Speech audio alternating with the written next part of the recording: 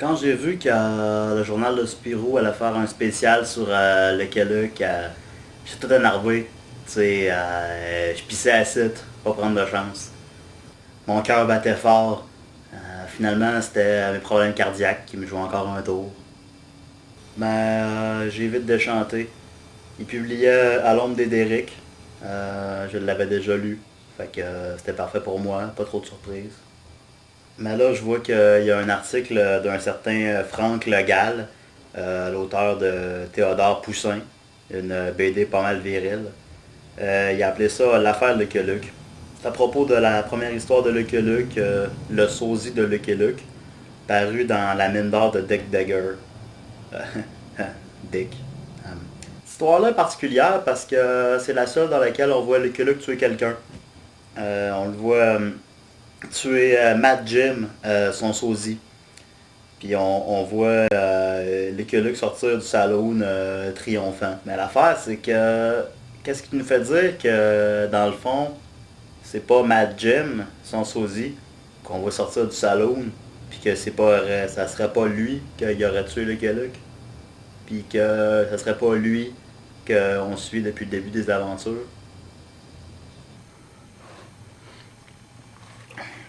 Que ma blonde me trompe, je peux comprendre, mais pas Lucky Luke. C'est bien simple, c'est une catastrophe naturelle, c'est comme une guerre.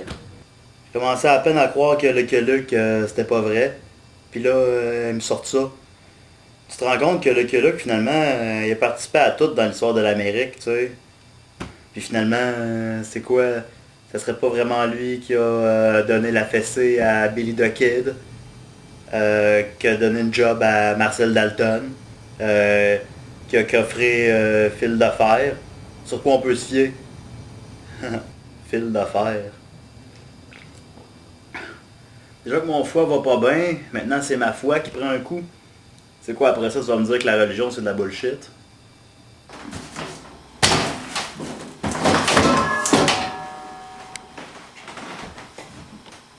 C'est bien beau se dire qu'avec des affaires comme CLR, on peut tout dissoudre. Puis dans le fond, ben, on n'est pas grand chose. Mais parce que tu peux pas t'appuyer sur quoi que ce soit, là. Qu'est-ce qui te reste? Je pourrais pas y en vouloir de vouloir être l'écolique à sa place. Dans le fond, ce que je ressens, c'est peut-être de la jalousie. Mais tu sais, la jalousie, ça a jamais tué personne. Avant de savoir ça, je vivais ma vie à 200 000 à l'heure, tu sais. Je voyageais, bibliothèque, couche-tard, parc, couche-tard, Provigo, parc. Je profitais de chaque instant. Je riais, je pleurais, je dansais, je criais. Tout en même temps. C'était beau. C'était tellement beau. C'est fini ce temps-là. I'm a lover, baby. So why don't you kiss me? C'est quoi là? Si je croise le coloc à l'épicerie, puis j'ai dit veux-tu venir pour un petit souper chez nous? Puis je fais de quoi? Je fais des ramen, puis des muffins. Puis là c'est. Il commence à. Il enlève sa chemise jaune, puis il me prend dans ses bras, puis je sens ses mains chaudes dans mon dos. Puis là il me dit j'aimerais ça être comme toi.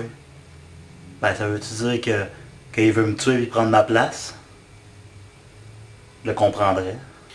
Tu sais le bout où tu te réveilles, puis pendant 5 secondes, t'es plus sûr t'es où là? Moi je vis là-dedans sans arrêt.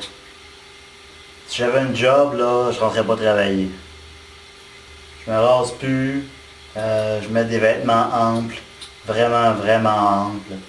Je barre mes portes. Je me mets de la sauce aux prunes partout quand je mange des egg rolls. Je bois le matin en me levant. De façon responsable. Je bois toujours des produits québécois. J'écoute du Joy Division. Le Daily Star est un tissu de mensonges. Ça fait 2 ans que tous ses employés sont en lock-out et qui continue d'être republié.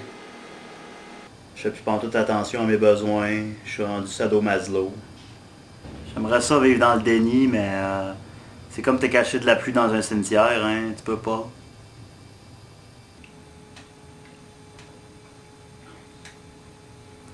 L'été va être fret. Mais là, j'ai chaud.